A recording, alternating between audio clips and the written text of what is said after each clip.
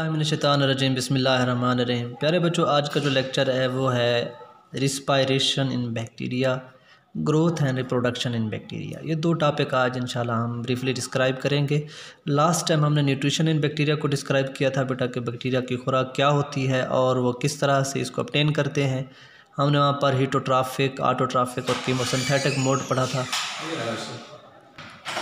आज हम जो पढ़ने जा रहे हैं वो सिर्फ़ और सिर्फ बेटा रिस्पायरेशन इन बैक्टीरिया के अंदर पढ़ेंगे। तो होता है क्या बेटा, रिस्पायरेशन इन बैक्टीरिया, रिस्पायरेशन की बुनियाद पर ऑक्सीजन की अवेलेबिलिटी के ऊपर हम बैक्टीरिया को चार मुख्तलिफ ग्रुप्स के अंदर तकसीम करते हैं। अच्छा, bacteria have different groups on the basis of respiration. सबसे पहले वो बैक्टीरिया जिनको हम कहते हैं फ्री ऑक्सीजन ज़रूरत हो, फ्री ऑक्सीजन हो और वो ग्रो भी करें, रिस्पायरेशन भी करें, उनको नाम देते हैं एरोबिक बैक्टीरिया।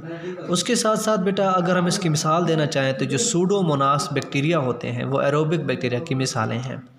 तो those bacteria which respire and growth in the presence of free oxygen will be known as aerobic bacteria, and the pseudomonas are those bacteria which are the example of aerobic bacteria. And then anaerobic bacteria, those bacteria which do not require free oxygen for their respiration and growth और respiration के लिए जिनको free oxygen की ज़रूरत नहीं होती वो कहलाएंगे एनएरोबिक बैक्टीरिया। और इनकी मिसाल जो है बेटा वो क्या है, स्पायरोकीट बैक्टीरिया होंगे, या स्पायरोशीट पे पढ़ते हैं बेटा इसको।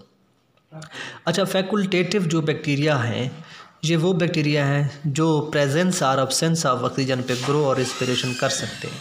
तो हम इसको मिसाल देंगे बेटा इसकी ई कोलाई। यहाँ पर स्पायरोशीट थे, यहाँ पर क्या होंगे E coli. Those bacteria which can grow, live and respire in the presence or absence of oxygen will be known as facultative bacteria. E. coli इसकी एग्जाम्पल है। और माइक्रो एरोफिलिक बैक्टीरिया कौन से हैं? Those bacteria which require very low concentration of oxygen for their respiration and for the growth और respiration के लिए जिनको थोड़ी सी मिकदार में भी अगर ऑक्सीजन मिल जाए तो वो उनके लिए अपना काम चला लेते हैं। इनको नाम देते हैं माइक्रो एरोफिलिक बैक्टीरिया। मिसाल है इसकी कंपाइलोबैक्टर की। तो ये बेटा मिसालें ज़रूर याद कर लेनी है, एमसीक्यूज़ के लिहाज से इंपॉर्टेंट है। फिर हमारे पास है बेटा ग्रोथ एंड रिप्रोडक्शन। याद रखिए बैक्टीरिया के अंदर इंक्रीज इन बैक्टीरियल सेल्स को हम नाम देते हैं reproduction by the process of specially बेनिफिशन।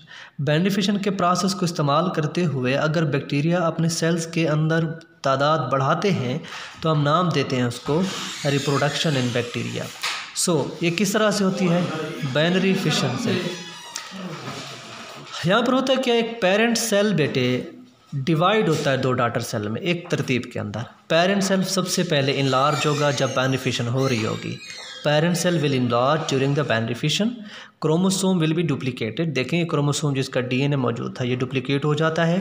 फिर plasma membrane pinches inward at the centre. जब सेंटर के अंदर प्लाज्मा मेम्ब्रेन क्या हो जाती है, पिंच हो जाती है, धंस जाती है, इन्वेजिनेट हो जाती है, उसको नाम देंगे हम पिंचिंग ऑफ प्लाज्मा मेम्ब्रेन।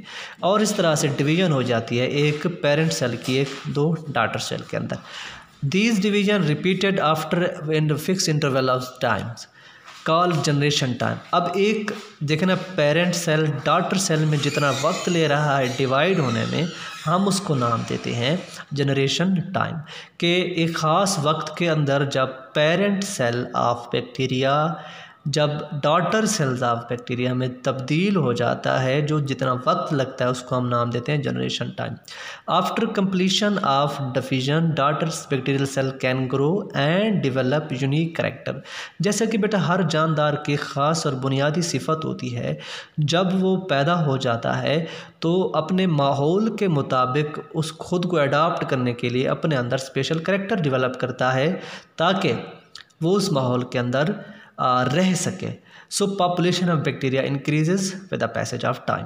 तो इसको हम नाम देंगे ग्रोथ एंड रिप्रोडक्शन। तो बेटा दूसरा टॉपिक है phases of growth of bacteria. चार किस्म के फेज होते हैं, एक lag phase, log phase, stationary phase and decline और डेथ फेज। जब हम बात कर रहे होते हैं लैग फेज की, हम यहाँ पर कहते हैं no growth of bacteria is happened over here. But bacteria prepare themselves for the growth. ऐसा फेज़ जहाँ पर बैक्टीरिया खुद को तैयार तो करते हैं लेकिन ग्रोथ यहाँ पर बिल्कुल नहीं होती। MCQs के लिहाज से इंपॉर्टेंट, उसको नाम देंगे LAG, लैग फेज़। दूसरा है लॉग फेज़। ये बेटा इसका ग्राफ है, यहाँ पर आप देख सकते हैं किसी किस्म की ग्रोथ नहीं हो रही। लॉग फेज़ क्या होगा? Rapid growth is occurred at this phase, यानी कि बैक्टीरिया एक्सपोनेंशियल रेट पे खुद को डिवाइड करते हैं, अपनी तकसीम करते हैं, रिप्रोड्यूस होते हैं। तो देखें ये जो ग्राफ है ये बड़ी तेज़ी के साथ डाइवेट हो गया। तो इसको ग्राफिकली भी साथ साथ देखते हैं। उसके साथ है हमारे पास स्टेशनरी फेज़। हम यहाँ पर कहते हैं बैक्टीरिया की ग्रोथ और रिप्रोडक्शन डेथ के बराबर अगर हो जाए, हम उसको नाम देते हैं स्टेशनरी। मतलब जब जितने बैक्टीरिया पैदा हो रहे हैं उतने बैक्टीरिया मर भी रहे हैं, नाम होगा इसका डेथ या स्टेशनरी फेज़, जहाँ पर हम कहते हैं second phase. So death and decline phase क्या होगा? That phase where death rate is greater than reproduction, यानी कि बैक्टीरिया की पैदाइश कम हो रही है, उनकी डेथ ज़्यादा हो रही है। अब देखें ये यहाँ तक तो हम कहते थे स्टेशनरी फेज़ है। ये जो फेज़ था यहाँ तक ये था हमारे पास ग्रोथ रेट, जिसको हमने कहा था बड़ी थी, लॉग फेज़। तो जो ही बेटा नीचे गिरा है तो हम इसको नाम दे देते हैं डेथ फेज़। सो यहाँ पर बैक्टीरिया की डेथ ज़्यादा होती है, रिप्रोडक्शन कम होती है। इनको हम चारों को नाम देंगे फेजेस ऑफ ग्रोथ। यहाँ पर कोई ग्रोथ नहीं होती, यहाँ पर एक्सपोनेंशियल बड़ी तेज़ी से ग्रोथ होती है, यहाँ पे बराबर होती है, यहाँ पे डेथ रेट ज़्यादा होता है। सो अगला हमारे पास है कॉन्जुगेशन। वो अमल जहाँ पर बैक्टीरियल DNA एक डोनर बैक्टीरिया रिसिपिएंट बैक्टीरिया के अंदर विद द हेल्प ऑफ पिली दाखिल करता है, उसको नाम देंगे हम कॉन्जुगेशन। बेटा याद रखिए, आम तौर पर रिवायती तौर पर हर जानदार के अंदर स्पेशल स्ट्रक्चर्स होते हैं जिनमें स्पर्म और एग एक दूसरे के अंदर इंसर्ट किए जाते हैं। तो वहाँ पर क्या होता है? जाइगोट बनता है।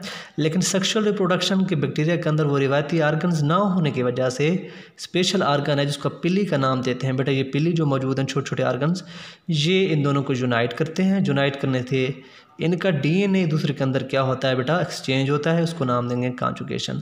तो कॉन्जुगेशन के प्रोसेस को इस्तेमाल करते हुए बैक्टीरिया रिप्रोडक्शन करते हैं।